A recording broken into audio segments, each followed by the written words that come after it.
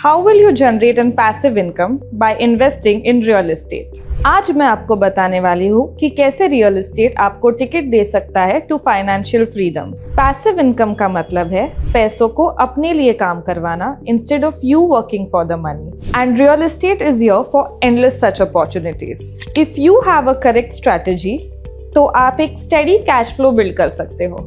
Imagine if you have a property in a blooming market like Vikroli, जहाँ rental spaces की demand बहुत तेजी से बढ़ रही है और साथ ही प्रॉपर्टी की वैल्यू भी बढ़ रही है और आपके पास पैसिव इनकम आ रहा है जिससे आपके सारे सपने पूरे हो सकते हैं।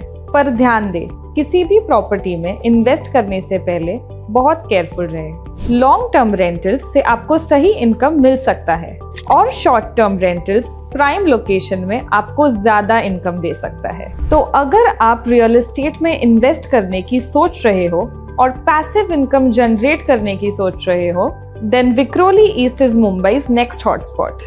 This is the correct time to invest in Vikhroli real estate market. But carefully invest in a correct property which is surrounded by open spaces, good connectivity and better living. So these are the tips you should take care while buying a house in Vikhroli East and generating a passive income through real estate.